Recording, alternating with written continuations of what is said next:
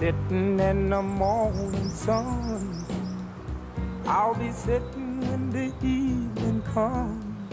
Vous voulez que je vous dise, je suis heureux de vous retrouver. Et surtout, j'ai une bonne nouvelle. En Vadrouille vous donne quelques belles idées pour partir en vacances avec une thématique et surtout un road movie merveilleux. Culture, gastronomie, patrimoine et rencontres de personnalités sont au programme puisqu'en Vadrouille va suivre le fleuve Roi. Il traverse notre région sur près de 350 km des rives du lac Léman, non loin d'ici, au pied des Alpes, jusqu'à la porte de la Provence, dans la Drôme, le verger de la France. Oui, En Vadrouille vous invite au fil du Rhône durant 8 émissions inédites et ce, tous les vendredis. Alors bien sûr, une balade que nous ne pourrions vivre sans elle, notre 2 chevaux mythique. Allez, En Vadrouille au fil du Rhône, eh bien c'est maintenant.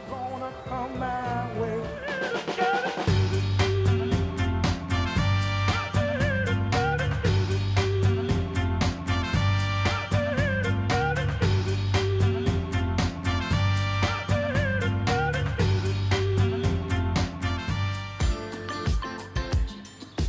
Bonjour à toutes et à tous et surtout ravi de vous retrouver. Regardez cette belle lumière sur le lac Léman, petit lever de soleil sur Genève. Et justement, aujourd'hui, En Vadrouille se laisse porter au rythme et au fil du Rhône. C'est le thème et vous allez voir qu'entre la France et la Suisse, il y a une histoire magique qu'on va tenter de vous raconter. Et justement, pour nous guider dans cette émission, j'ai invité Patrick, un homme qui a eu l'idée, il y a quelques années, de partir à la rencontre du Rhône, mais à sa façon. À pied, entièrement. Combien de kilomètres à pied? 812 km. C'est exactement la distance entre la source, Oui, bien plus loin au-delà du lac, c'est ça, exactement. jusqu'à la mer. Jusqu'à la mer. Quelle idée tu as eue, Patrick?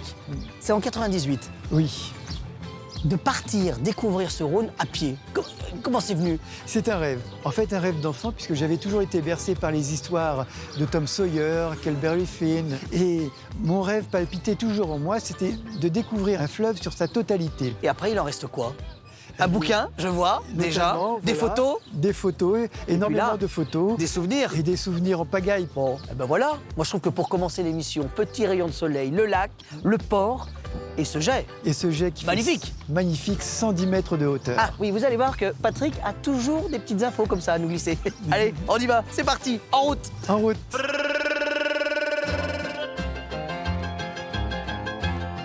Quand on part sur les traces du Rhône, impossible de ne pas évoquer le lac Léman. Et aujourd'hui, je vous propose une virée un peu particulière sur ce lac Léman.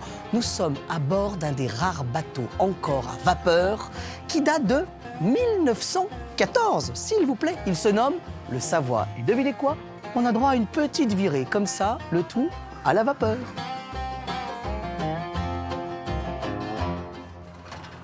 Bon, on m'avait pas dit qu'il fallait monter comme ça. Bienvenue. On dit mon capitaine, on dit capitaine? On dit capitaine. tout Capitaine, tout court, s'il court. vous Déjà plaît. pas mal. Voire commandant, selon ce qu'on a demandé. Ouais. Alors, commandant, comment ça va aujourd'hui? Eh ben, ça va pas mal. On a un bateau qui marche bien, une météo clémente. On est en train de faire la manœuvre on appelle ça se broncher. C'est-à-dire qu'on va reculer doucement pour éloigner la proue du bateau pour pouvoir avoir le bon cap pour partir.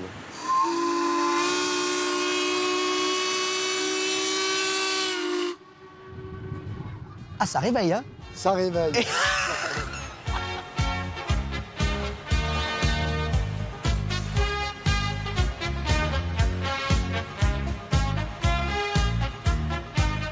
Comment on commande les machines, là, en fait? On a ce qu'on appelle un transmetteur d'ordre. Ça me fait peur parce que c'est le même que dans le Titanic. Ben, c'est ça. C'est la même époque, hein, Titanic, c'est 1912. Là, on est sur une construction 1914. Le mécanicien a le même en bas dans sa cale à la machine. D'accord.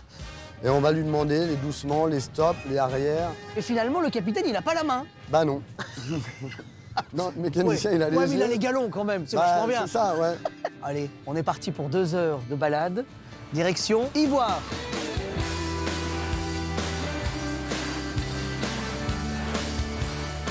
Bon, Patrick, Oui. pourquoi on commence sur le bateau, là?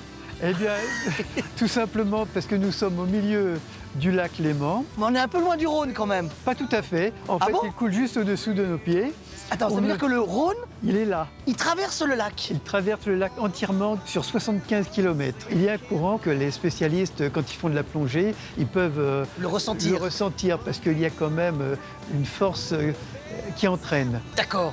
Ce qui veut dire que le Rhône Son point de départ, il est où? Sa source, c'est le glacier du Rhône, qui se trouve en Suisse alémanique. Le Rhône est sous nos pieds. Il est là, On va se laisser porter. exactement.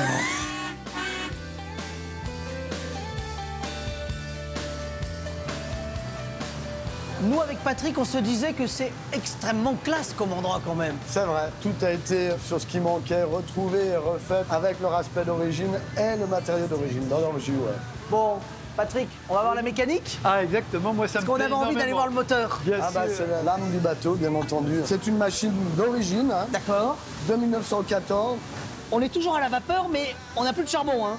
C'est ça, heureusement, oui. Depuis 1964, je crois, sur ce bateau-là, les brûleurs qui étaient au charbon étaient remplacés par des brûleurs fuel pour chauffer ces 16 000 litres d'eau constamment Ah oui. pour produire de la vapeur. Il n'y a pas de chambre sur ce bateau? Si, bien sûr. Ah, quand on a- même. Oui, oui. Enfin, ce sont des cabines pour le personnel, pour l'équipage. Absolument. Pas pour les passagers. Ah, pas du tout. Bon, tant pis. Sinon, nous, on serait restés quelques jours avec Patrick. Bien hein. sûr, Ça nous va bien. Je hein. pense.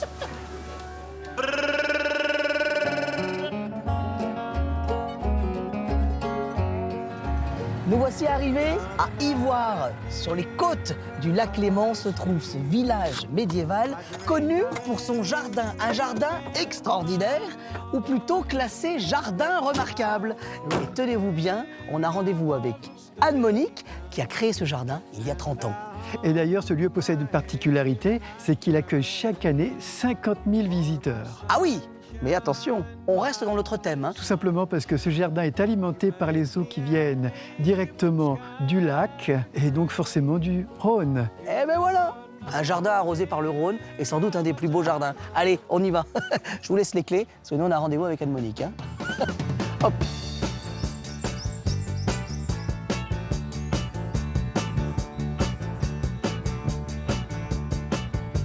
Anne-Monique, il est beau ce château. hein. Oui. Même si aujourd'hui on vient parler du jardin. Oui. C'est ça.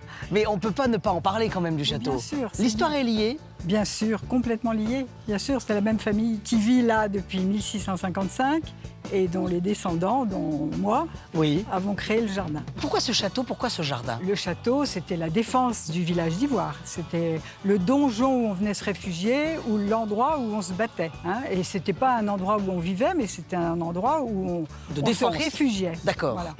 Et donc, Et- le jardin est plus Le récent, jardin lui. hein. faisait partie de la zone de servitude militaire, on disait. Et au fil des siècles, c'est devenu un peu potager-verger.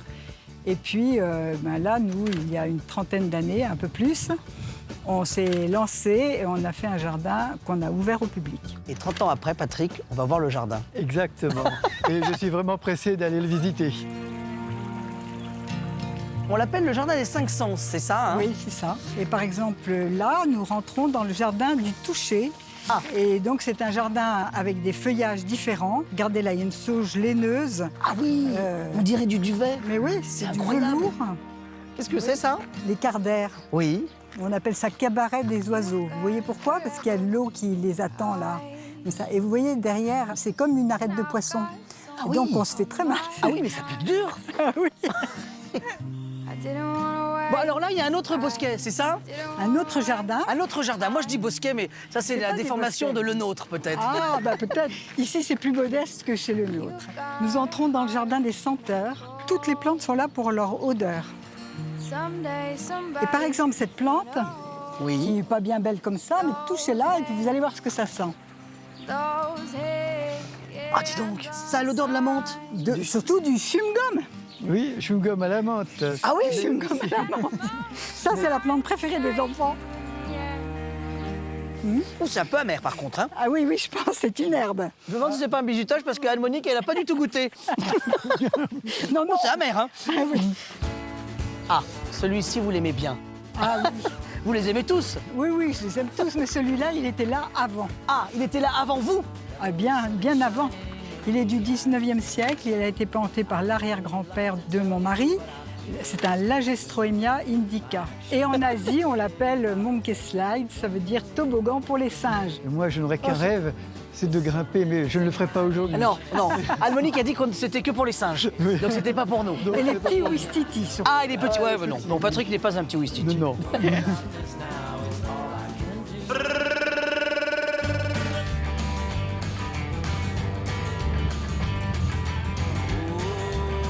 Impossible de partir en vadrouille au fil du Rhône sans passer par sa source. Mais attention, le Rhône a 2 sources. La première, Patrick, je suis sûr que tu la connais, C'est le glacier du Rhône, au Mont-Saint-Gothard. bien avant le lac Léman. Et oui, Mais il y a une deuxième source finalement.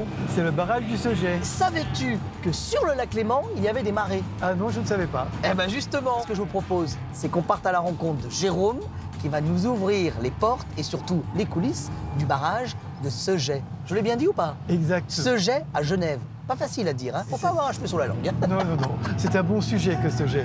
Au bord de l'eau, je vois défiler tous ces paquebots qui naviguent vers d'autres cieux. C'est moi ou il y a un peu de bouillon, Jérôme? Il y a du bouillon parce que les vannes sont ouvertes ou pas là? Exactement, elles ont le mauvais goût d'être ouvertes aujourd'hui. Il y a des marées dans le lac en fait finalement ou pas?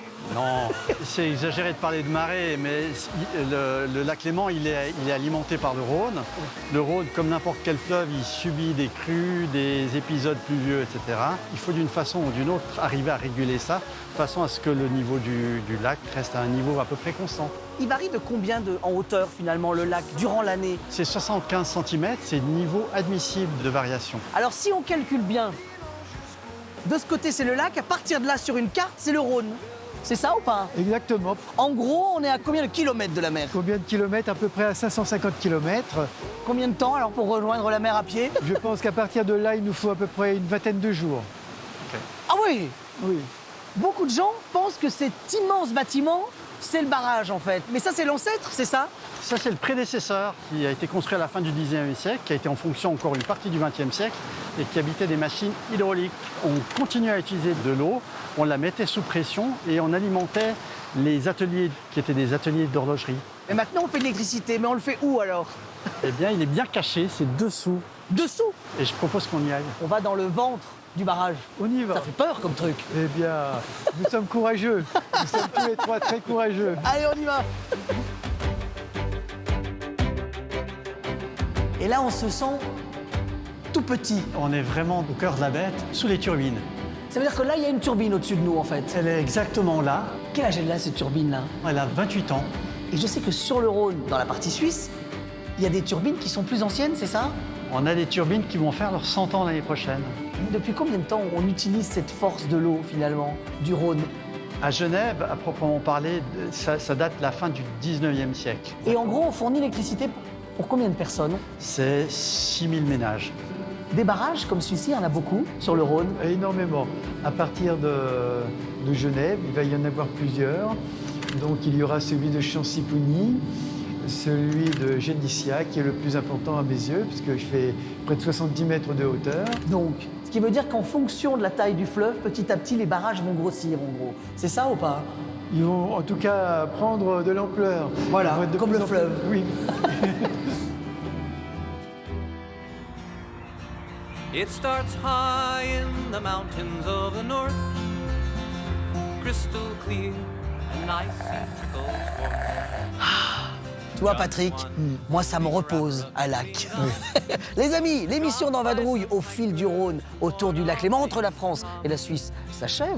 Mais on se retrouve très très vite pour une nouvelle aventure. Allez, Patrick, à la tienne. À la nôtre. Et aurais-je le droit de revenir la semaine Alors prochaine? non, Patrick, on a droit qu'à une fois en vadrouille. Hein. Ah. Par contre, eux, je les garde, hein, Xavier, Agathe, Didier, toute l'équipe d'En Vadrouille vous donne rendez-vous très très vite pour une nouvelle émission, le tout au fil du Rhône, ici ou ailleurs. Allez les amis, à très vite. Can run clear.